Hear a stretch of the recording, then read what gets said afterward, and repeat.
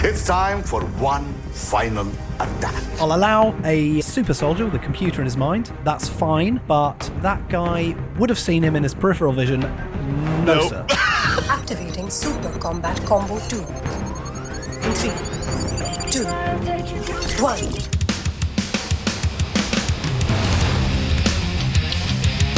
I am the most complete fighter in the world. Yippee-ki-yay, motherfucker. You can call it the art of fighting without fighting. Stick around. Some motherfuckers are always trying to ice skate Emil. Dodge this. Welcome to episode 14. Lucky for people who aren't 13. Welcome to episode 14 of Dodge This is an Action Movie Podcast. My name is Simon Fielder. I'm coming live, even though you're listening to it pre-recorded, from Amsterdam in the United States of Europe. And I am joined, as ever, by, wait just 1 second. I took him out. Oof. I took him out. I had to take him out because I had to save the world, Simon. This podcast is full of drama. Historically, it has been struck by the hand of COVID-19 twice already, and you're not going to believe this, listener, but what a week we've had. I was in London last week. Me and Matthew were in the same room in real life. Were we recording a podcast? Sadly, we were not. What? We didn't have time to record a podcast and go and see Top Gun Maverick. We just said hello, had a drink, and it was lovely. We are friends in real life. I then returned from London. The plan was we would see Top Gun Maverick. We would make this podcast about that film. However, goddamn London gave me COVID-19, didn't it? So I had to stay in my house all of last week. And Matthew has now gone on holiday for 2 weeks to a place where they don't have podcasts. But in the interests of momentum and podcasting and my absolutely unwavering, some might call it completely ill-founded and pointless commitment to this podcast, I have roped in friend of the show, Yes, Emil Struijker Boudier, to have a chat with me about some action movies instead. Hello, Emil. Welcome. Well, then, who did I take out if he's on vacation? This is has me worried. Yeah, he has a network of doubles like Saddam Hussein. Son of a bitch. So happy to be here because it forced me to watch another Bollywood movie, or maybe it was a Tolly. I didn't do a lot of research because I was a bit crunched for time, so I literally just finished watching it. Okay, bad start, Emil. Look, but luckily we're learning. It is a Bollywood movie. Yes, we're learning. We are learning. However, before we get into the meat of the podcast, I told Matthew that he had been replaced by a super soldier, A younger and hotter looking. yeah, we can rebuild him. But I did ask Matthew if he had a few words to share with us, and you know what? He absolutely did. So I'm gonna. Matt's got a little message for all of us and for the listener. Check this out.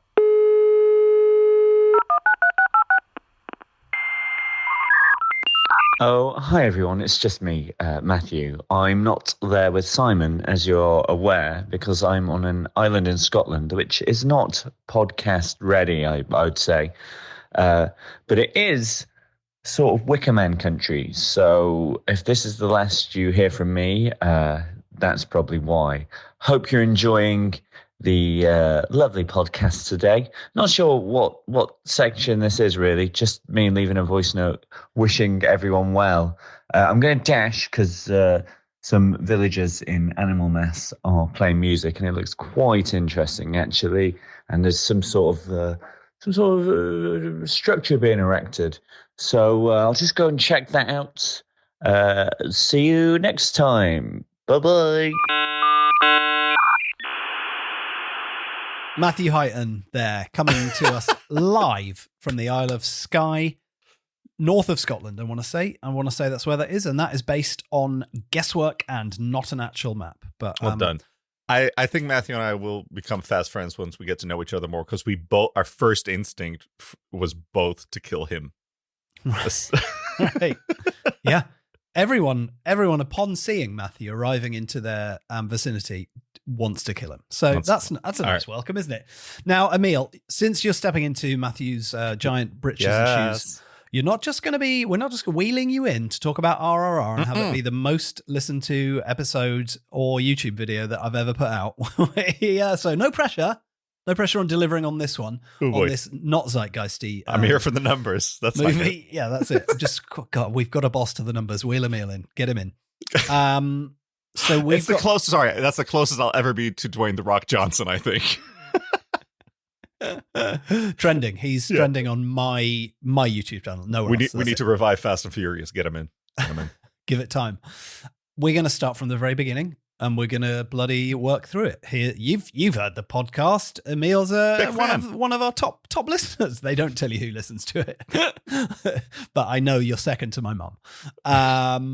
What we like to kick it off with some stuff outside, I would say, the remit of the podcast. But as I say that, I realize that all of the things I'm bringing to this section are 100% within the remit of the podcast, but have not won the top spot on the podium this month. It's things that you've seen or consumed outside of the action/podcast world. I'll start if you like.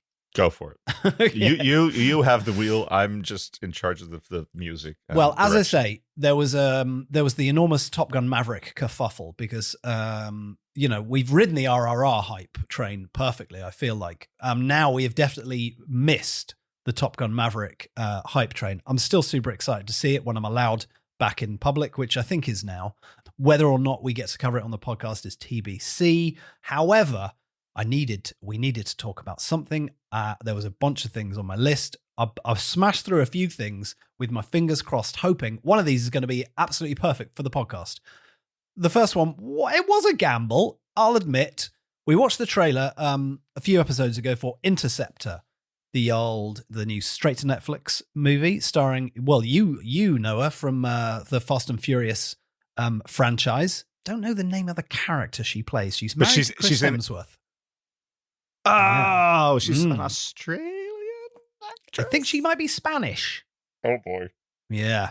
Okay. This is why Matt always has IMDb open. I should have everything in front of me every time. Anyway, I don't want to dwell on it too long, but I thought, look, it's designed as a meat and two veg, no nonsense action movie. It's the type of shit that we love to talk about on the show. I watched it. It's not great. I'm sorry to say. It's probably filmed during the pandemic. It's clearly very low budget. It mostly takes place in one room. I think the trailer oversells the action content. The script is very bad. However, Netflix is pushing it pretty hard, and I imagine it's in everyone's top 10 as you listen to this. Can't recommend it.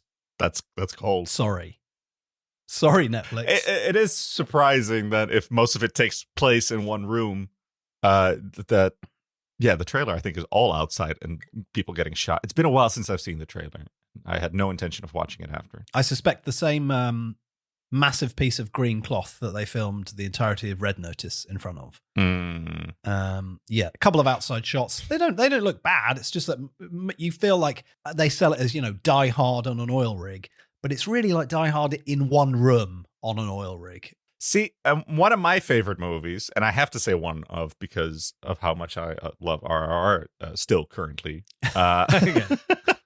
is 12 Angry Men, which also takes place in one room. It's one of my absolutely most beloved things. So but it's they're always not having a fist fight, are exactly they, so for an action movie, not necessarily great. For a considerate philosophical debate about the death penalty, yes. Absolutely perfect. Yeah. Have you watched anything outside the remit of the podcast? Well, so I realized how much time wrestling and Formula One takes up. So I kind of realized, I don't watch not a ton of movies. And then the last one was Top Gun, but it was sort of the outside of the ream. But I do rewatch a lot of stuff. It was original Top Gun or new Top Gun? No, the new one. Oh, okay. Can you give us a non-spoilerific, like one sentence? If you love the 80s, but with a better production value, you're going to fucking love it. Okay. It's like The Weeknd. Like it's 80s music essentially, just with 2022 production values, which makes it that much better. Oh, that's a great pitch, actually, for it. Yeah. I mean, I'm going to go and watch it. Everyone's loving it. Also, Formula One and wrestling, both action-packed in a way. So, Very much, and a lot of dramas, even in Formula One in the last 2 seasons with Max Verstappen and Lewis Hamilton. But this, Simon, is not a Formula One podcast. So I'll immediately yank this cart back to movies. So I rewatched. Speaking of consistency and like the airing of this podcast, for instance, like I think what consistency does is for you, it's great, but like people can miss out on stuff. Like I missed out on the last South Park season, and that's the thing I watched this week. So besides working Formula One and wrestling, and I just lumped it in here because there's also a couple of hour specials. So it's like they're getting there. They're more cinematic stuff, and it's so good. Like people who are always bitching about The Simpsons now, I'm like, yeah, but South Park is as good, if not better, than ever. Like it was. I watched, I think, the COVID episodes. I've watched a couple of the long ones. Yeah, and I found them to be enjoyable. A few sort of like and like well observed. They're kind of like South Park in a different place, not like potty humor South Park that we think about, but more like, oh, it's kind of a satire. I mean, I guess it has always been satire, but like it's much more laser accurate satire of current events. Yeah. And in the last few seasons, they've done these through lines throughout entire seasons, which means all of a sudden it becomes much better when binging it as well. If we're watching a couple of episodes in a row, because stuff gets called back, and so you see those intricacies a bit better. Because I felt that with COVID, and now when I rewatch all of them, I'm like, this is much better than I remembered it to be. So that's what I've been doing, watching some animated stuff. I'm glad, actually. That's much different because mine is just like, what have we seen outside the podcast? I watched action films. A terrible action movie. Yeah. I've got no breadth this episode. I watched 2 other films, in fact, one of which will interest you. One of which is a movie called Hell Hath No Fury, which is by a director called Jesse V. Johnson, who is a DTV stalwart. He's directed a bunch of like movies I have enjoyed, like the Debt Collector movies with Scott Adkins. He also directed Avengement, another good Scott Adkins movie. A lot of Adkins work. This one, no Adkins. It's a kind of like a small scale World War II thriller kind of caper. I don't think it's a caper. It's just a kind of a departure from what he usually does. And while it is quite enjoyable, I felt like it didn't really deliver enough as I'm making a massive departure and making an indie film about World War II. And also then it had some action, and the action was kind of like, yeah, it's fine. Like, oh, he uses like real squibs, which is like, cool. Nice that they're not all After Effects on, which is something we'll definitely touch upon later. But at the same time, then it just didn't, I don't know. It was like a fine movie, but it didn't tick enough of the boxes for me. And it certainly wasn't action-packed enough to feature outside of this tiny section on the podcast. And finally, off the back of RRR, I watched Baahubali, which is from the same director, S.S. Rajamouli, which was one of the hugest grossing movies in Indian cinema. I found it very interesting. I will say it was an enjoyable watch, but coming to it from RRR, it's obvious why RRR is the international crossover movie and this isn't. I feel like this is a very enjoyable movie, but it also does all the things that Indian cinema does that have made it quite inaccessible for us, the West white people, whatever we want to be called. All the things that have historically, made you go, oh yeah, I don't know. Oh, there's like some singing and dancing. Like, oh, it's a bit hammy in places. Like, oh, it looks a bit like a soap opera. Or like, the CG's a bit janky. Like, it definitely does all of those things. But also, it does do some really like fun stuff, and it's super action packed, and it's very like epic. I suppose it's on a scale that you don't often see.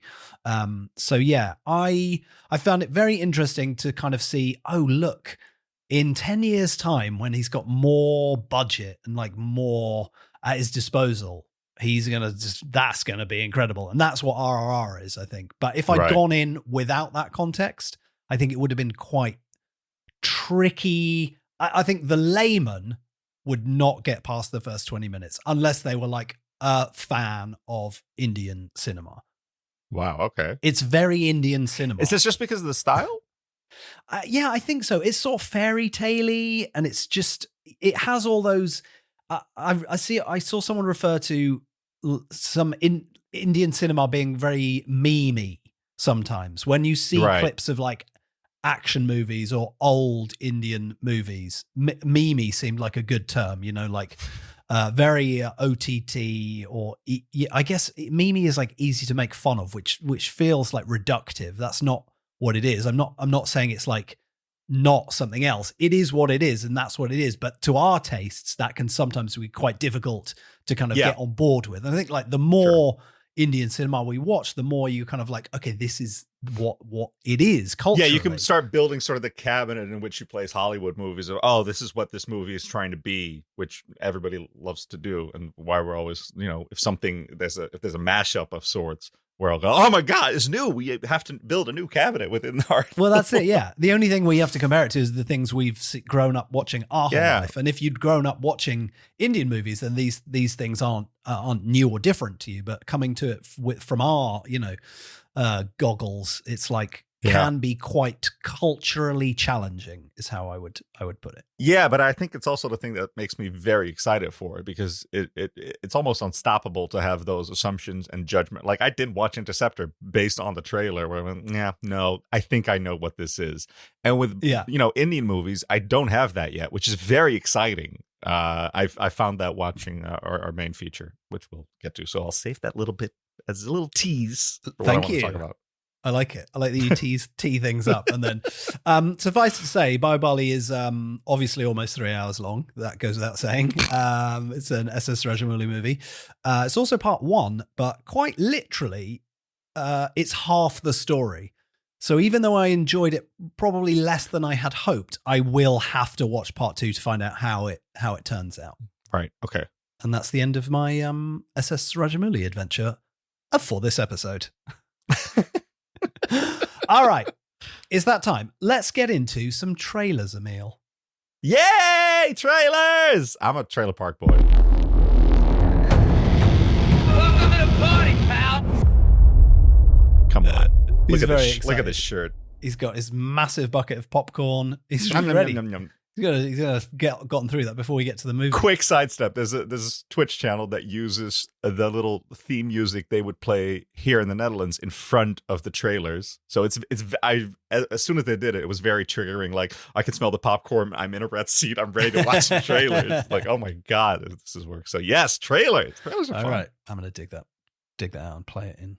I don't know how I'll find it. Okay, we got a few to get through. First one up is from out of nowhere, in a way. This is a movie that's going straight to Hulu, which means I don't know where you'll be able to watch it in Europe, but we will probably be able to see it somehow.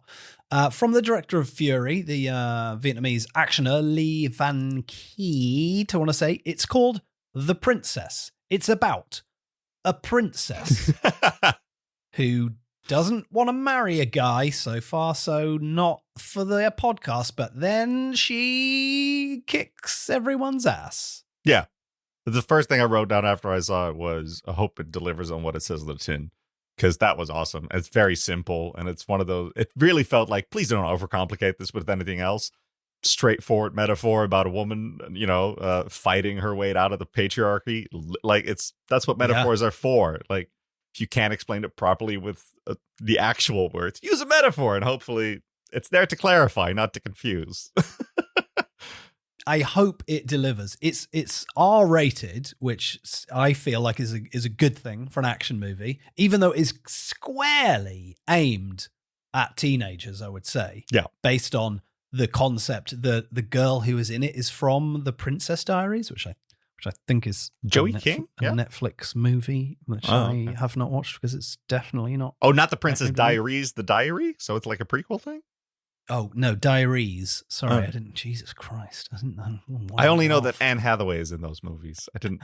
Oh, in that case, Is Joey King is in there. I believe that's her name. She's super young, yeah.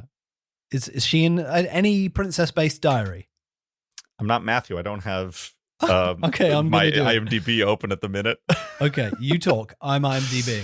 So, there's a thing that immediately popped up, which was it's playing my bad reputation, bad reputation, throughout It's the the entire kissing thing. booth. I'm It's sorry. the kissing booth. It's the It's not kissing even booth. remotely princessy. No, it's another Netflix movie that I have not watched, or movie. In fact, 3 movies. It's a real trend for trailers in the past couple of years to just use one song throughout the entire thing. I think in 1 year, the Beastie Boys Sabotage was in 3 different trailers used exactly the same way, which was Right. infuriating. Like Song 2 by Blur. Yes, yeah. Like that song only belongs to FIFA 98, and that's it. God, I bet it's horrific how much money they made off that compared to like their Less. previous catalog. I mean, I'm Right. sure they're not complaining, but nonetheless. But it triggered something else, which was like, probably some of these teenagers might hear this and go, "Hey, that's Ronda Rousey's entrance music from the WWE," because she uses that song, which in itself is exceptional because they tend to make their own music. They like to own their stuff, and it made me kind of happy. Like, yeah, that's fine if they think that. Like, there's no issue with it. But it Sure. was kind of wonderful to see that progression of like old rock and roll hit being loved by somebody to now reaching an audience that it wasn't really intended for. And True, hopefully, and yes. hopefully loving it. I feel like I'm getting to that age where, when your dad is like, "Oh, all this music sounds like the music we used to listen to." I'm exactly at the point where I'm like, "Sorry, who is this? Oh, this is a new artist because this sounds exactly like someone from when I was 20 years old." That's true for rock and roll as well. Like, I Of don't course, care what it's true these- for everything, right? Everything Yeah. is cyclical, but I guess like the longer you've been alive, the more you've literally just see it happening. Yeah, I think that's why everybody's like excited about quote unquote foreign movies. Like, it feels like a weird thing to say, but like Squid Game's doing well now. Hopefully, with our Indian movies making their way across, feeding that. Now that's the second tease that I'm doing on why this is a good thing. All right, I hope this is going to deliver. Let's say It won't. I think I'll probably I'll watch I will watch The Princess based on the general vibe. I don't know who's behind like the action and the choreography and stuff, but obviously the dude directing it has pedigree in good action, and the clippage in the trailer looks like it might deliver, and it certainly might be fun. So I might give it a look. Next up, we got the full trailer for Predator 17, aka Prey. I think we worked out it's technically Predator 7 if you count. If you count the Alien versus Predator movies, plus the 2 that we forgot about last time, which was the 2017 reboot one. Yeah, I watched that. and its sequel. Yes, your face says it all. Sequel? There was Predator, and then there was Predators. Oh God. I think Okay. all of it passed me by. I was excited because Shane Black was involved, and then I was not excited when I read all the reviews. As for this, I don't know. I mean, I'm intrigued. A part of me is like, clearly it's a very different vibe. It's a very 2022. There's no like muscle-bound Arnie's or Jesse Ventura's. They're not going to beat the Predator with brawn this time. So, I mean, I'm interested to see how a quite petite lady can outsmart the Predator. So there's a moment within the trailer where she says the line, "It knows how to hunt, but I know how to survive." And that's it. And That's it. That sold you. That did sell me. You know why? Because it's very wrestling adjacent. There was a bit in the trailer where she throws a tomahawk and it's attached to like what looks like a piece of elastic, and it comes back into her hand. Yeah. That was the point that sold me on the trailer. No, this is like, if this is your instinct to go with storytelling wise, that's going to appeal to me because it's very wrestling like. Well, if Rey Mysterio, who's about 5'5", maybe, like he's tiny, is going up against somebody bigger, which is everybody, the story's always going to be underdog. Can he win? Which is a great thing. Like, I don't have your tools, so I need to be smart and inventive to take you down. And I do like that I think it's in the past, if I'm not mistaken, right? It's in post-apocalyptic. It's in ye oldie world, Native America. Which I think they hinted at in all those other movies, saying like, look, they've been doing this for forever. So it's nice to see that throughout the ages. And like, I'm afraid that because I will give this a shot because they seem to have a grip on it. but I'm afraid I'll walk away going, they should have done this with multiple timelines somehow, because then it's a one and done. We've got all, because now I'm afraid like, oh, if this kind of does well or makes its money back, we're going to get like, and now the Ice Age. Yes. The Predaverse. Yeah. Predatorverse. Predatorverse. Yes, I'll go with Predatorverse. There was the other shot. That's the shot I just remembered. What made me have hope in the movie was the shot where they're in tall grass and the three dots appear on her forehead, and then the shot misses and they get chased. And it does exactly what I hoped it would, which is you see the two people running and then this invisible path behind them chasing them. Yeah. Like, then you understand, because that was both a little surprising. I think if you're not constantly trying to guess the outcome of a movie, which I fucking hate, and even if you do, then it was still so like, yeah, you delivered on this hope that I had you would do. Yeah, and also, that speaks to their smarts, because you can't see it while it's running around.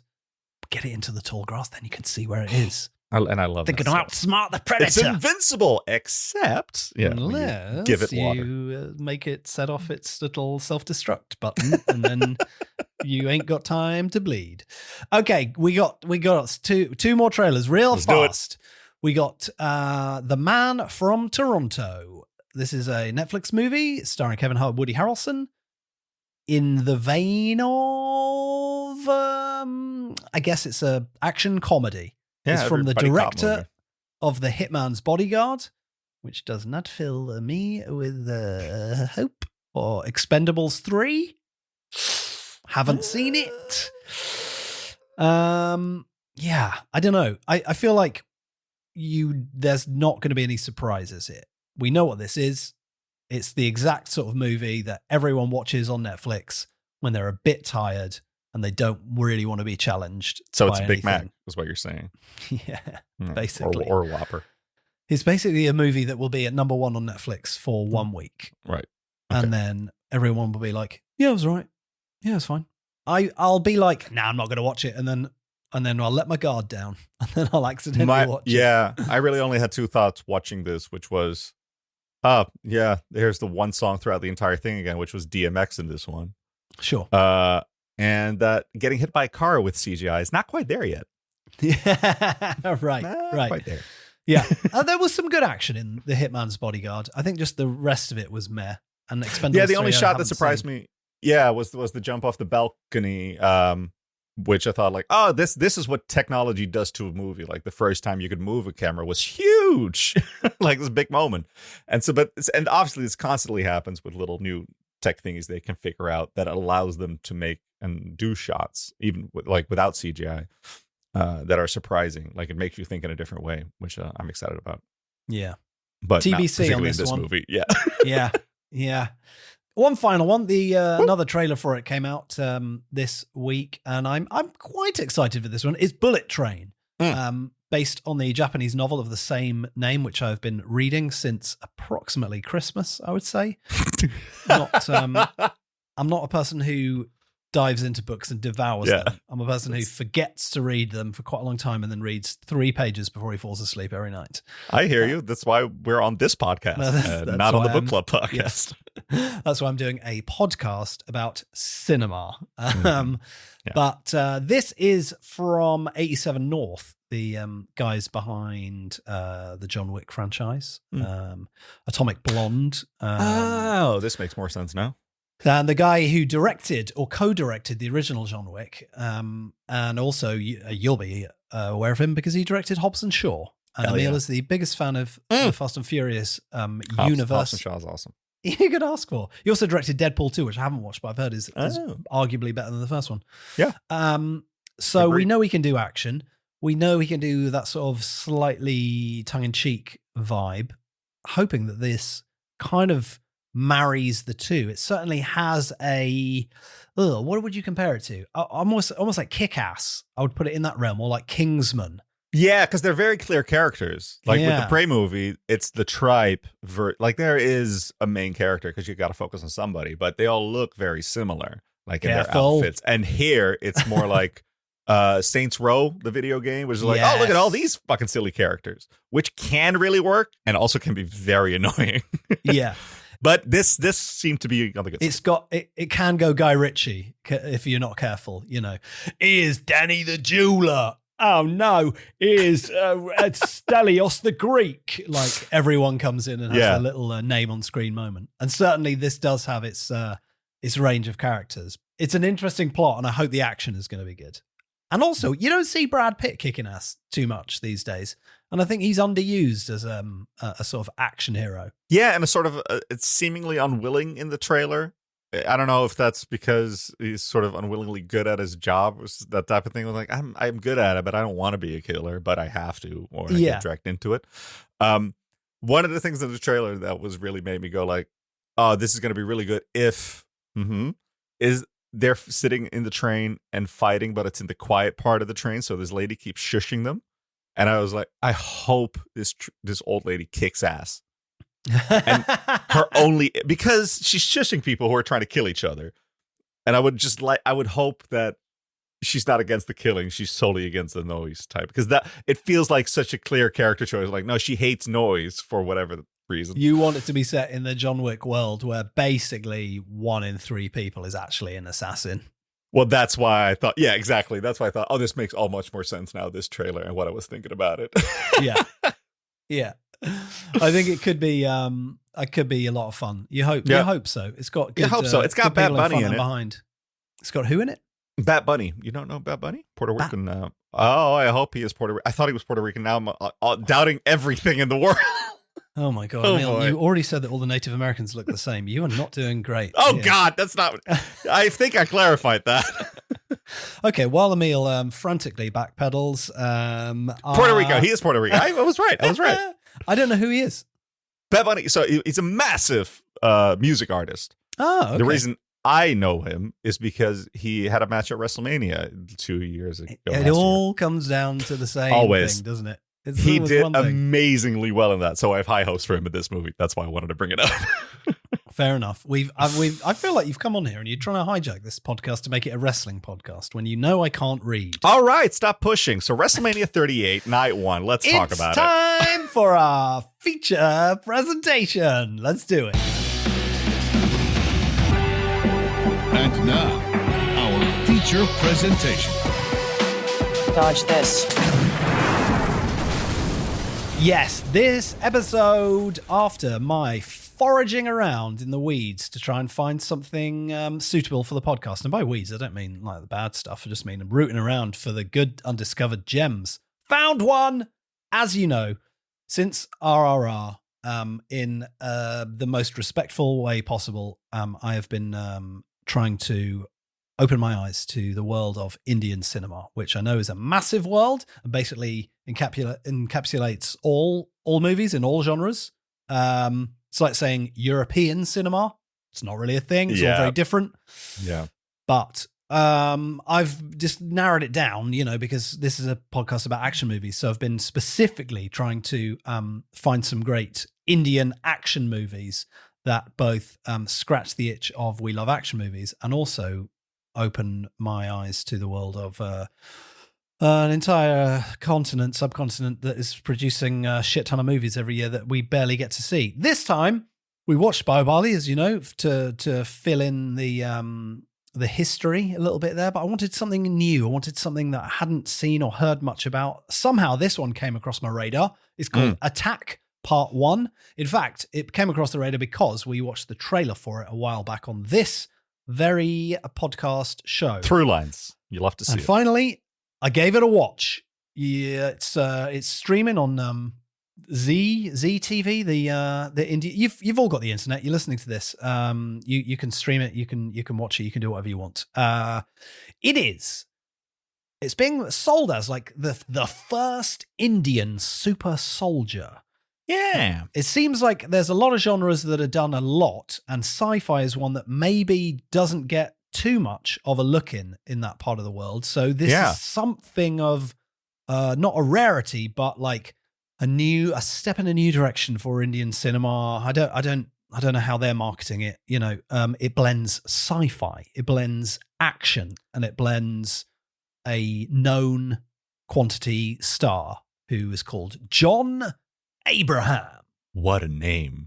Can I just John Abraham? What a name. He could be a wrestler with that name. That's his actual name, but because it sounds like a wrestling name, but it certainly sounds like, you know what? I'm going to pick this name so I can maybe cross over to Hollywood. It has got a Tom Cruise vibe to it, hasn't it? But it's his family name. It's his actual name, as far as I could find out. Incredible scenes. Yeah. Well, then he was, destined for cinema. In fact, maybe having read up a lot actually this week on the families of Indian cinema that the RRR guys come through. Maybe his family is steeped in Indian cinema heritage. I forget where I saw that. It was saying like, it's very hard to break into that industry over in India. Like it's very like, well, if I know you, you get in. If I don't know you, there's good luck. yeah. Well, there was a very interesting which by the way, I don't know how different that is from any other movie or business or so. Anyway, it's so difficult to talk about this with I'm approaching this with the best will in the world, and then every time I sort of tweet something or say something, then I see a tweet of people going exotifying cinema and blah, blah, and I'm like, I'm really trying my bestest to read up as much as I can, to learn about things. And I was Simon, like, you're doing the work. Okay. That's all that you can do. If the only way this would be better would be if you were Indian and you could explain this to me.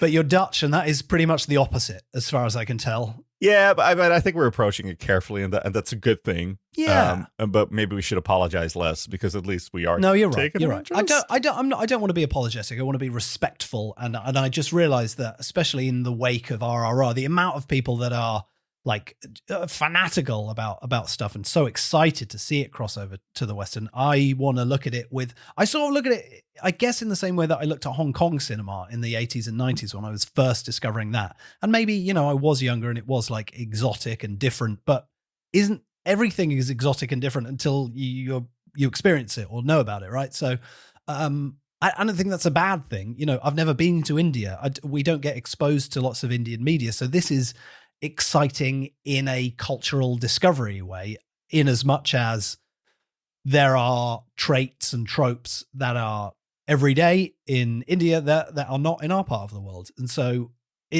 I think for me, the gateway at least has to be a little bit through the overlap section of the Venn diagram of where Attack Part 1 is clearly leaning towards a Hollywoody style movie. There's no song and dance numbers in it. It's a quite a classic tale. It felt very White House Down at a certain point for some reason. It's like, that's when it's like, that's the way in. It's like, I know where to put this in the cabinet. That was kind of the payoff already. It's told you, not worth it. But but I don't know if it was this. I think it's partly cinematic, partly that it does take place in the most important political building of the country. Yeah, absolutely. And that's why. So now that we've got all the weekly apologies out the way for our every time we say something that we just don't understand about. Yeah, you said it so much better as well. About cinema. But I did want to mention that that very, very long article that was sort of about RRR and about Indian history and about Indian movies. Yes. It's called Unpacking RRR, Indian Politics and Cinema.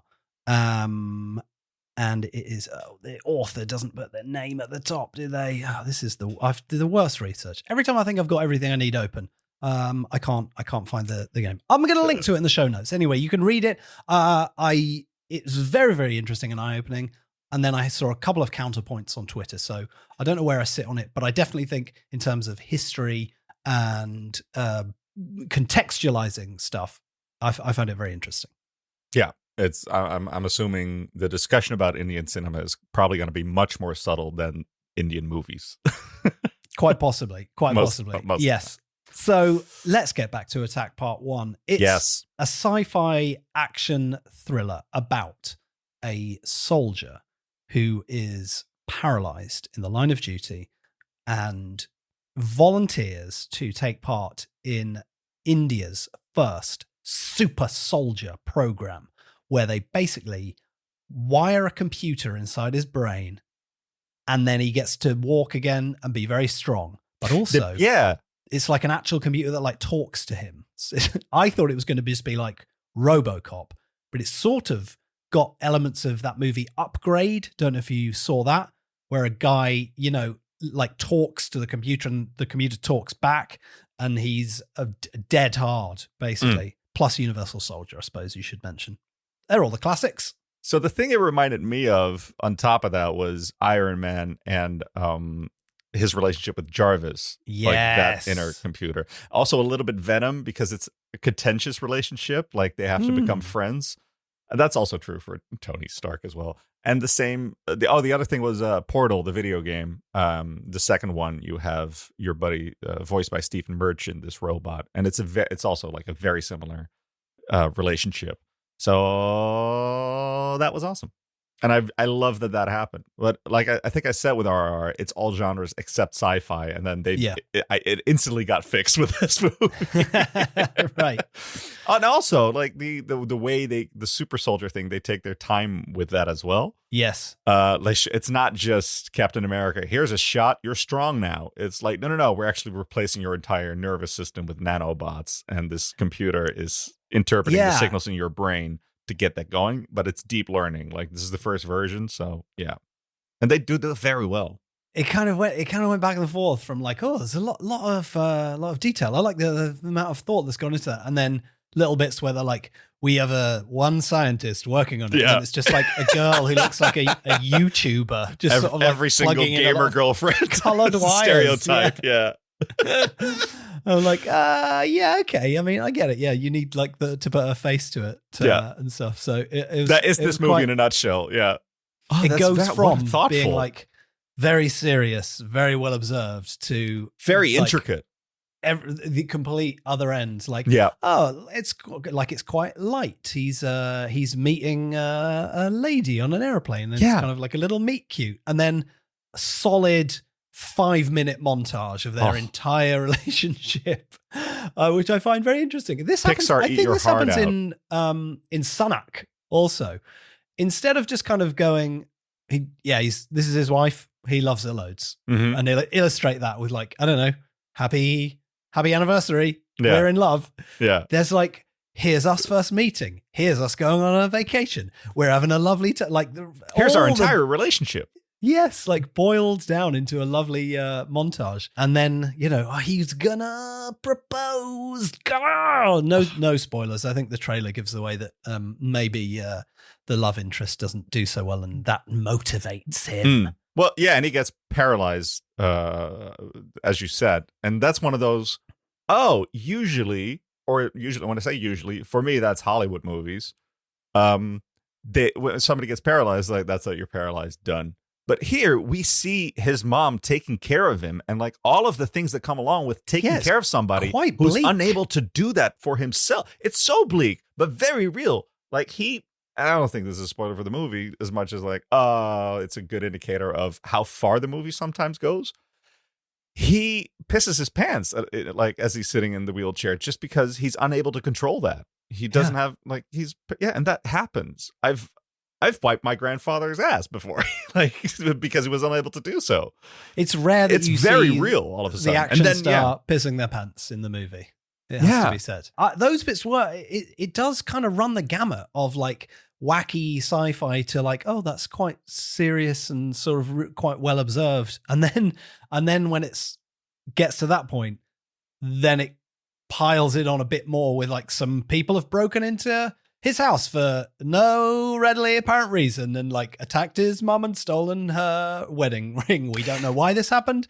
Really, just so that he can be angry at someone when he gets his powers. Well, even more angry. If that felt one of those, well, this feels unnecessary to also have his mom be involved in this. That wasn't. We were already against the bad guys of the movie. Yeah, so that build is so intricate and is spent so much time on, but it's also where it feels. So where it is amazing to get all these genres in one movie.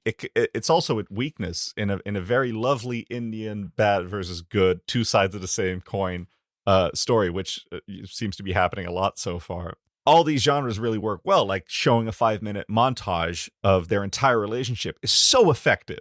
like, oh, you're on board with all of it. As cheesy as it is in points, but it brings you like, no, they really love each other. And so when stuff happens within that relationship, you take it seriously because they just show you they're like they've You know made these you people. invest in this. Yeah. And that's really truly where a lot of Hollywood romance, especially in action movies, fall down, where it's just, oh yeah, hot guy, hot girl. Okay, fine. They're the fucking, okay, let's do this. And they have to kiss at the end, which there have been like 3 moments recently, and I'm trying to recall them, where it felt really forced. I'm like, I don't need it that. I didn't need that. Yeah. And it Take it that gets out in the of the way of the picture. good stuff, weirdly. It's like, we don't necessarily need to have a love story. And if you do want one, take it seriously instead of just having it be like, oh, wow, you really know how to shoot a gun. All right. La, la, la, la. And that be the end of the relationship. And like, yeah, they take their time with it. And the same thing with this paralysis. But then when it does swing the other way, it goes hard the other way as well. Yeah. Which, to its weakness a little bit. So then it starts with him being a soldier and sort of doing a mission on some, vague baddies lair. Anyway, cut to 10 years later, these baddies are back and they're taking over Parliament, and I'm not sure what their aim is. They're kind of cookie cutter, stereotypical, in this case, Muslim terrorist baddies. And I think maybe I haven't seen Muslim terrorists in Hollywood movies for a while now. I don't know what we're on to. I don't know what like the next thing is. We're back to Russia. Yeah, well, almost certainly. But and this is one of the things that article about RRR and Indian politics touched on quite a lot. So as I was watching this, I was like, I don't know. I don't know if the politics of this are murky, or it's just like they haven't sort of got a better baddie in this, and it feels a bit, I don't know. So that's where it's like, it's different from White House Down, where the politics are vague or not really involved, and it's just about saving the president. And here it did feel very, and I was like, oh, I'm bummed I didn't read that article now. It felt very steeped in reality of what they're telling you and saying, which also, like, there's a point, I don't know if I wrote that down, but the sort of main FBI dude, I guess, the intelligence, the black hair with the glasses, who like gets him into the program. I don't know his name. I don't know if it's mentioned even in the movie. Now, come to think of it, I don't know if I ever knew it. But he says one final attack at a certain point, and that like it stopped me in my tracks because like that's very. And he says that one final attack to basically end all violence in the world. Like if we do this, we eradicate violence forever. And if we do a violent act, it will stop all future violent acts. And one final attack is awfully close to final solution. And instantly I was like, this is bad guy thinking. This is Thanos thinking of like, we just need to get rid of a bunch of people and keep the good ones. And that's like a path. And they don't go down that, but just that one little sentence is what fucking stopped me like, oh, wait a minute. Yeah, it is so subjective of what good and right is, but really when watching another movie seemingly steeped in political reality that you don't know anything about, it becomes even clearer. And I think prior to this week and reading up a lot about the sort of Hindu versus Muslim situation in that part of the world, it does sort of put a slightly different spin on it. And like there's a part of me that's like,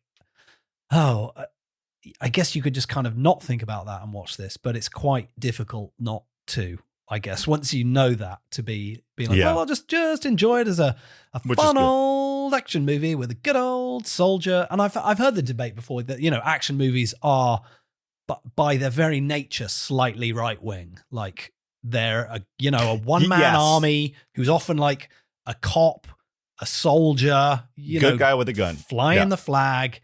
And that has a baked in, it's not like a leftist way of thinking anyway. No. But I think, and as we've seen in myriad post 9/11 movies where, the Muslim terrorists were the baddies all of a sudden, I guess it does feel Hollywood in that sense as well. But maybe Hollywood like a few years back when it was quote unquote still okay for Muslim terrorists to be the baddies. Yeah. So let's maybe circumnavigate the slightly questionable politics and just sort of quickly before the movie even starts. I just goes reading my notes. It had the same non-smoking ad, I think, in front of it as another movie that I had to download because I couldn't find it streaming anywhere. And it confused me the first time. I'm like, oh, is this the same movie? Like, oh, no, wait, this is the smoking ad. I love the ad because I can't understand it. And it's a smoking advert that I think was from 1993. Yes! I don't know Feels when they old. made that advert, but 3 months ago, according to the card in front of it. incredible scenes. Also, the anti-smoking things were on the screen in this one, which is again a thing that happens in a lot of Indian cinema. In Baahubali, during no spoilers, but there are also CGI animals, which you'll be very excited to hear. Yay! This is gonna. But in RRR, at the beginning it says all animals are CG. During the movie, in the corner of the screen, it says CGI. That's like American car commercials where they say this driving was performed on a closed-off track. Closed driving. Even if they're It is just like driving in Scotland. Takes you out of it a little bit when it says CGI on the screen. And the same thing when someone is smoking, trying to look cool, and then in the corner, it says smoking kills or whatever. Gotcha. Anyway, that's a cultural thing. Not a huge bit of the movie. the way we're apparently trying to solve it is making packs of cigarettes €40 by the end of 2040. So interesting. Yeah. Okay, we'll yeah. see. So we'll see how that goes. Yeah, I nonetheless. think it's like, we're going to take alcohol away. It's like, I don't think you are, buddy. I don't think it's going to happen. But what we can talk about, non-spoiler, also is, there's about 4 90s music videos in this movie, essentially. And it's amazing. And they snap into it. There's some good montaging and gearing up. And it's beautiful when he's... this is where the genre blending really works. When he's in the wheelchair and there's a knock on the door and the camera pans to the door and it's him walking in and instantly the colors saturate again and it's happy again. It's like, my God, they're doing an awful lot of lifting to make this person, have so that you have empathy for him. Yeah. In the opening sequence of the movie, they don't waste any opportunity making him look compassionate and like the good guy. True. And it comes back to bite him in and the also ass. a badass who can shoot a lot of terrorists. And I literally do wrote some down sort of- grenade spot just because it was so unnecessary to do it at that moment. And up until that point, they've been very SWAT effective and stealthy. Yeah. And then he just shoots a grenade on somebody and makes him explode and turns away as he does it. It's super Then you're cool. like, I know what kind of movie I'm in for. Yeah, it happens at the end as well, again, where everything is done and it's literally just a 30 seconds of slow-mo and him and fire, and that's it. That just is making true. him look cool. It's 8 different angles of him walking away from fire. So Yeah, unnecessary. and it's done. There's nothing on the line anymore. Yeah. It felt weird, but fun. Let's talk about the action in this because Yes. let's face it, it's not called Dodge This, let's talk about cultural differences podcast. Although it's week by week, it does appear to be heading in that direction. We're bringing the world together. Yay. By and large, I enjoyed the action in this movie. It does, it sort of straddles, I would say, the old and the new school of action. By which I mean the old school of a lot of cutting and speed ramping and attaching your not necessarily trained in martial arts actor to wires and just making them look cool by having them hit one person at a time and then the stuntman does a cool flip. That I've seen that a lot in movies generally, but especially in Indian movies, that these sort of hyper stylized fight scenes, and then the new school of your sort of your Tiger Shroffs and your Vidyats who are clearly incredible athletes and are keen on the longer takes and are from that Hong Kong school of I want to see the moves, make sure it's me doing that cool move, that flip. Yeah, exactly. And this kind of I feel lands somewhere in the middle. He's a super soldier, so he can do mad shit and he can throw people across the room. And there's some nice combos and some nice bits. And then there's also some mad. He does a double jump at one point. He does. There's a few bits where the camera does a 360, which was more noticeable. just enough in my preferred category for me to give those daft batshit moments a pass and be like, yeah, okay, that was pretty cool. There was enough of the other that itch for me was scratched. Okay. So the reason it mostly started popping out here is because in the article you sent, in the first post article written by Seema Sina, about this movie. Yeah, I wrote this one down. That's why I didn't want to make you look bad for the other one. It's like, oh, we're not going to talk about RR. I won't write that person's name down. Thank you very much. Anyway, he wanted to keep it realistic. That's one of the points he keeps bringing up in the article. And then in that opening sequence, he jumps through a brick wall, and I'm like, really? Did you try though? And then maybe by Indian standards, who knows? Right. I'll have to up watch until a bunch that point, more he'd only movies. shot people with a gun and stabbed them. He hadn't like thrown anyone, over a building or through but yes, he does jump through has to be said, very bad CGI wall. Yeah. And that's something that also I found very interesting. And I suppose this speaks to perhaps the point where we are with Indian action cinema, in that with one hand it giveth and with one hand it doesn't quite giveth, like the action is quite modern and grounded in some parts, and then in other parts has that kind of wacky, unrealistic stuff that slightly takes you out of the fact that he is meant to be like an elite soldier. And I think at the same time, like some of the CG is really good. All the stuff with him, like having the like heads up display, the Minority Report type, I would call it, kind of CGI stuff in front of him twiddling around. I think all that looks great. And there's just a couple of bits. Yeah. There's like some just CG muzzle flares and bullet hits. And then the end. Some of the slow-mo stuff. There's just a plane that just looks dreadful. That really felt like somebody was dragging it with a mouse at certain points across the screen. This little PNG just going like, no, it's a plane. I swear. It just felt like maybe the budget ran out a little bit when it got to the end. There's a lot of overextending done. Yeah, more than in RRR. It had a couple of moments like him in RRR running across the rooftops where all of a sudden like, what the hell? What is that? Yeah, and here there was a lot more. Oh, this stands out, and not in a good way, unfortunately, but in a fun way. Yeah, because I didn't mind it, but and there's so much fun to be had. Yeah, and it's just those occasional little bits, like it all builds to this big like standoff in the Parliament, I guess, when it slightly becomes a bit White House Downy, as you said, or Die Hard in the Parliament, or whatever you want to call it. It's like him in the building with just terrorists. And then it all kind of builds to this one scene, I suppose, where he just all hell breaks loose.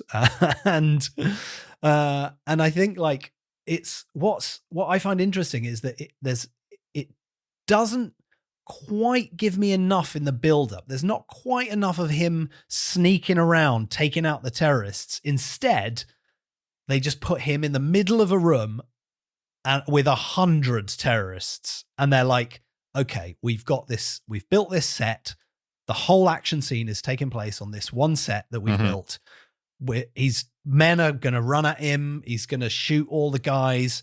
It's going to be fairly batshit, but like, again, halfway between a sort of untrained actor with people running at him one at a time, and he does one cool move on each of them, and they do 7 cuts, and occasionally cool bits where he does a series of moves, and it's like, okay, this feels more modern, this feels cool.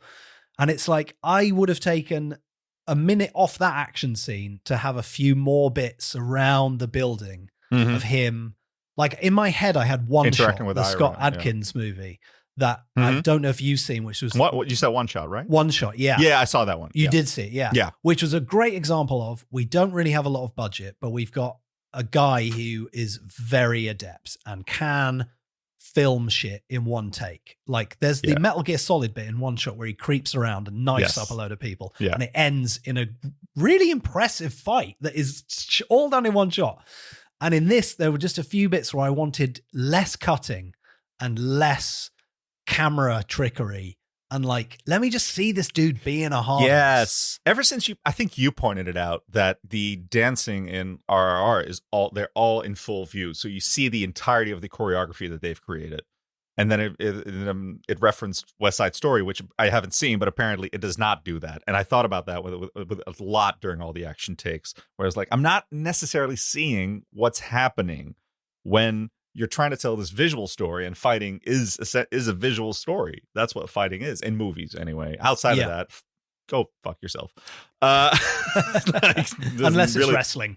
And well, you like UFC, but that's what I mean. That's where I mean that's the school I come from, wrestling, and that's very much a visual storytelling art. Because when you're there live, guess what? You don't hear the commentators, so they better be good at. And Dwayne "The Rock" Johnson was like one eyebrow up, and 80,000 people go mental. Yeah. That's good visual storytelling, like how he got there.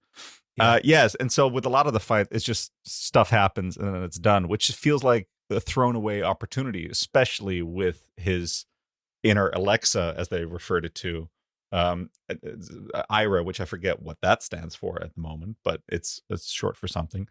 Where it's like, I would have happily watched the entire movie, you interacting with Ira while you're doing this, because there's a lot there that they don't fully explore, which I guess is another like weakness of that genre blending stuff, maybe. Because in that final sequence, Ira is essentially his therapist, and he like the only way for him to overcome this is by dealing with trauma, and he does that. It all happens internally. It all happens in his head, but it's definitely a sequence. Yeah. And I think the first time you see the powers unleashed, you do get that a little bit, and it has that a slightly sort of comedic element, and it very much reminded me of Upgrade, which was a very underseen but quite enjoyable sci-fi movie where a guy gets a similar thing put into his head. I think it's by Lee Whannell, the guy who did Saw. So it's like quite grisly. Anyway, it's got some incredible fight scenes where it's what's the dude's name? I think it's your boy Logan Marshall Green. I can't remember his name. Absolutely fuck that. I'll dub it in after. But he moves like a robot in this kind of like, it's like predicting the things. And anyway, it looks really cool. So The first time that he tests out his powers in Attack Part 1, there is a little bit more of that. He tries to hit a guy and is just like, let me hit the guy. And then he's like deactivated and is like, well, Ira, why have you turned me off? Whatever. And, there's I thought you didn't need me. That's what you said. It's sort of some surprising like comedic beats that work quite nicely within that. And in that one, and this is a sort of a slight heads up to my action replay moment, but it's like someone hits him and then the computer in his head goes, he shouldn't have done that. And then it's like activating super combo fight mode level 2 in the most video game way. And then he like absolutely whoops ass in a very, very cool moment. But also quite video gamey as well. Super video gamey, yeah. And then the later bit, the sort of the big action scene that happens in Parliament, he does, as you say, is this like sort of therapeutic overcoming trauma. You have to defeat your own personal demons before you can, move on and move forward. Unlock the next level. Yeah. And then it's just like, achievement unlocked, kill 100 people, and then there's no real interaction with the computer in his head at that point, aside from a few like first-person shooter bits, which were quite, to compare it to a video game, I think is fair because it does have those felt like bits. Pitches to me. Because the other thing that's very video gamey is so the place where it's implanted, Tony Stark has it in front of his chest. That's the battery. This thing is powered by his brain. That's why when he gets knocked out, it's as they say, it's a screensaver. Do you understand that? As it was like, that's literally the most simplest thing of saying you're going to see some images that are already in your brain. So the ring is at the back of his head, which reminded me of Hitman, which is a video game, also a movie or two, maybe even. Which and the Matrix work in the real world, spot, isn't it? Yes, it's in a Matrix spot. Perfect. Yeah, which wouldn't work in the real world. Like you would be the worst hitman if you'd had a very distinguishable like little ring light. Like there he is. And if you hit it, you can be deactivated. Yeah, it's like the button on your remote control that just puts you on standby. My gosh! All you have to do, guys, is touch that. Like give him a Spock neck pinch, and he's done. He's out. Yeah, and it's a shame the Ira, the inner computer, isn't in it as much because there's so much, because she's a bit like Data of Star Trek. She's because she's learning throughout. Like it's not this whole settled thing, there's a wonderful little run they have with, well, there's a difference between expression and an order. It's like, oh yeah, there are. Like, oh, she has to learn all of that still. Yeah. And that is interesting. You could do so much with that. And there's quite a funny moment where he's talking to his superior and she's kind of chipping in and he's like arguing with her and trying to be serious with his superior, which I think works very nicely. And so I love that stuff for some Yeah. reason. Yeah. And I guess then when it gets to the really serious terrorist denouement, they dial that down a bit. And whether or not that's like a conscious choice or just that they kind of crammed in so many different ideas from, different sci-fi tropes and stuff that it's difficult to check all those boxes throughout the movie. Yeah. And then the finale happens and it kind of peaks and then it goes on a bit. And I think, what did I talk about last time? I talked about another movie that I watched where, it was Commando 3, Vidiot, with Vidiot, where the antagonist is sadly, another Muslim terrorist who is such a badass the whole movie, as is the baddie in this, such a badass the whole movie. He was my favorite. And then he doesn't really get to like face off with the good guy. He's just kind of dispensed with in seconds. Not even in the best way. I quite liked that it was like it's just my kill. action replay I thought was the better version of that. And it's a shame it's within the same movie. Yeah, otherwise I think it would have been probably fine, although a little bit disappointing that we don't get a little bit more of it. Yeah. Which I guess is the overall feeling for me because of the slightly unbalanced genre blending and storytelling. Like it leaves you wanting a whole lot more at the end of it. Right. It's like, but this can be explored. And this is a whole thing. Like he hates this guy. This guy's really bad. He's murdered all these people. And then like, all right, here they are. They're on the airport tarmac. He's got a knife. And then it's just, okay. We're done, are we? Oh, okay. Yeah. All right. And there's also like, there's a chief henchman, like a really big henchman guy who you're like, okay, have a big fight with him. He's the guy you got to defeat, right? He's the boss before the boss. Yeah, the boss fight. Yeah. There's no boss fight in this. And that's, I had the exact same criticism of Commando 3. No boss fight, which I found slightly disappointing, as well as the boss fight or the baddie is like sort of the baddie, but then there's a bomb. Now, what are they going to do? And then they do something. And I'll be honest, I still couldn't tell you what they actually did. What, with the bombs? When the bomb at the end made zero sense. No, that made zero sense. So that's the unbalance that I mean, because there's weird, great details in places. My absolute favorite is when he's done like the sequence you just referenced, where he's sort of learning how to work with this new inner fighting system, if you will. Yes. After he's done, there's a little rotating shot where he goes like, all right, 12 injured, blah, blah, blah. And one of the dudes he strangled with a light string, he put him in a sling with the light string.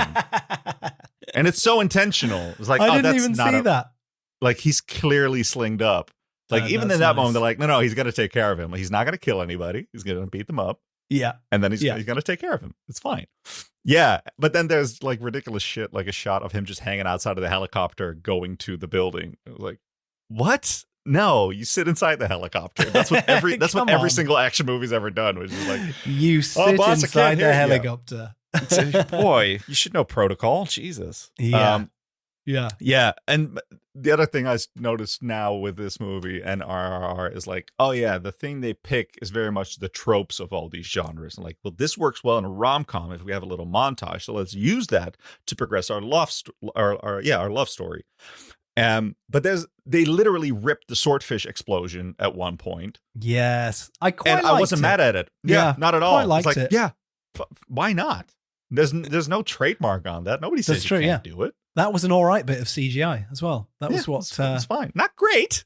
I mean, not the best, but better than the helicopter and the bricks at the beginning. For some reason, objects hitting people is still a thing. CGI isn't able to work out. Like I referenced at the beginning, car crash, car hitting person, not quite there yet. Yeah.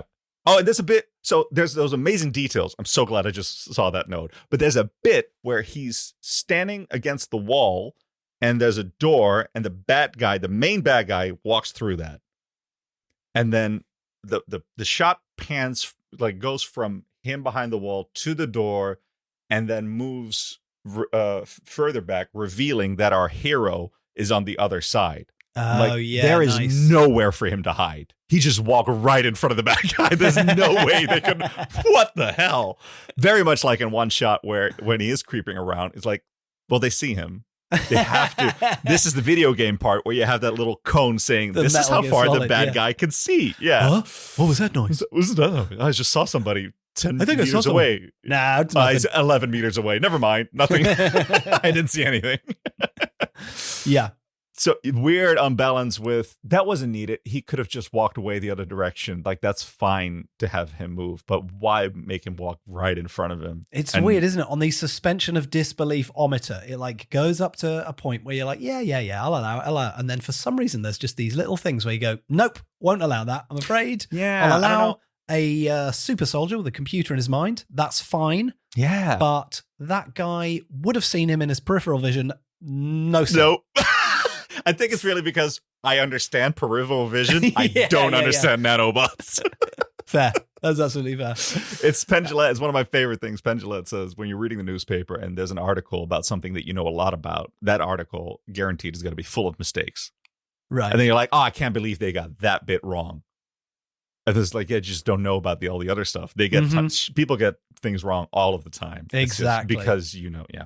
That's why it's impossible to read that very lengthy piece about RRR and know how much of it is quote unquote true, exaggeration, not true, whatever. It's a great read. Yeah. I'll link it in the notes. There's definitely some really interesting stuff.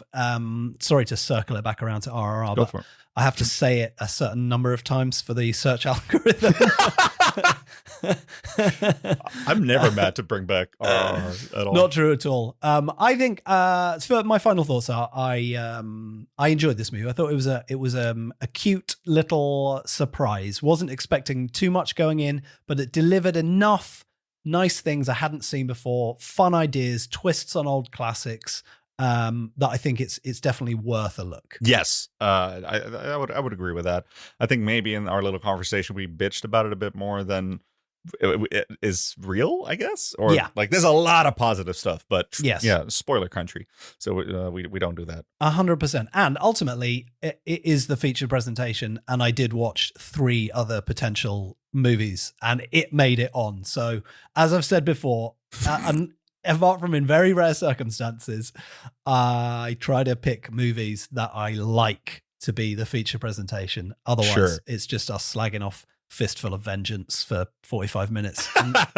Once in a while, that's okay. But this could have been about Interceptor, and it would have been a very different vibe on the pod, I suspect. I enjoyed this a great deal, which means, before we go, I would love to hear your action replay moment. My action replay moment, and I did actually replay this as I watched it. I went back about 6 times. You did a live action replay. Yeah, I was like, whoa, let's see that again, because that was enjoyable.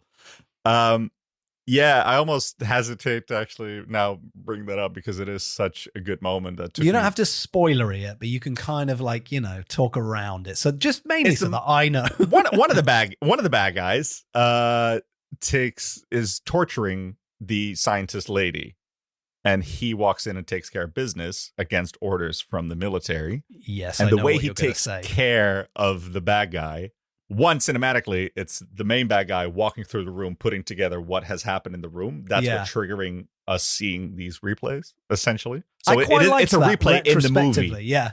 At the time, I was like, you motherfucker, you're not going to show us him taking out this whole room. And then they sort of did. They quite liked it, yeah. Which I'm just realizing. So it is an action replay within an action movie, and it's now made the action replay. It's action replay Inception. It's just, there was a sort of smoothness to his action of taking care of him. It's the final one, worth right? the price of admission. Yeah. It's a good kill. Let's leave it there. If you've seen Cube, you might get an idea of what I'm talking about. Yeah. And I wish they'd taken it slightly further, but I understand why not. It was very solid. Mine is the bit that we talked about briefly before, the video game Activating super combo Mode mode double 2. down Street Fighter Turbo, which is absolutely ridiculous. A-B start. Yeah. But the actual shot is like the camera kind of revolves around him. It's very doing Matrixy, Michael in Bay. these two guys, yeah. And I kind of watched it again, and I was like, are they just on a green screen and the whole background is CG? Couldn't work it out. Or did they do the whole thing in slow motion and they sped it up and sewed it together? No, because Either way, there's places where his face is like CGI'd in. So I think it's a whole mashup of things, it felt like, which made it feel great. I quite liked it anyway. It was OTT, but it did feel like a rare, slightly extended take where you got to see him do more than one move, like a few combos stitched together. So that's my action replay moment. It's a good one. And with that, Emil, we have reached the end of episode 14. We did it! Of Dodge This, a cultural tapestry weaving together the world podcast that is hosted, unfortunately, by two white guys. And if one of those white guys goes away, a different white guy fills in. I'm sorry. Sorry, the world. Apologies. I'm doing my best over here. It's going to happen. Hey, thank you so much for stepping in welcome. for old Matty Poos. It was so enjoyable. I had like a rough couple of days with work, very busy, and I was so looking forward to this. And so thank you, sir. You're more than welcome. Hopefully we'll have you back at some point in the future. There's no doubt about that. If people want to find you in the world, where can they find you? So I actually have something to plug, Simon. Yeah. Oh, okay. Here we go. But I've recently, I work at Boom Chicago with Simon, and I'm the tech guy who do lights and sound. Now, at the end of fully improvised shows, I recently started always trying to get a sort of a credit slide, sort of a mid-scene credit, this little amuse-bouche. Well, not an amuse-bouche, because that would be before it. So like a little, not dessert, but just literally the cherry on top of the cake. Take that off, put it at the end, go like, oh, this was a laugh we weren't expecting. It's it's a visual that like sums up some of the things that have happened in the show, right? Like, we improvise scenes and Emil will pull out some like quotes or memorable visuals and put together like a montage picture of representing all of that. Yeah. And sometimes it's just a moment that stood out so massively that I just want to sort of recreate that in a, sort of a mashup way. So I started posting these on Instagram at fireside.panda. Fireside.panda. If you like your memes to be really weird and without any context whatsoever. Zero context. I won't explain. That's on Instagram, FYI. He is also on Twitter, but never on Twitter. You exist unless on I get Twitter. tagged in an RRR tweet. I'm not on Twitter. Yeah. I can be found all over the internet at Simon Fielder, Instagram, Twitter. Hit me up. Love to hear your recommends. Matt will be back in future. So there's a few exciting things coming up. Hopefully we still get Top Gun Maverick. We got Bullet Train coming out in July. If you've got any good outside of the mainstream action movie recommends, those are the ones I love. Like Attack Part 1. I don't know. We just found the trailer. Now we watched the movie. Some stuff from different parts of the world. Love to hear your recommends. Hit us up on Twitter with your suggests, and we can, I just bloody love watching action movies, mate, so I'll have a look at them. And if we like them, we'll put them on the podcast. In the meantime, thank you so much for joining us. That should be do that with Matthew the next time. That's your little tag out ending that you were trying to look for. You say, and in the meantime, and then Matthew goes, and between time. And then together you say, we'll dodge next time. I fucked it. Yeah. This is why we. But there's something there. Fade it out. In the meantime, in between time, that's a good action. That's a hard bit. I've already. Next time I'm out. What? You're gone,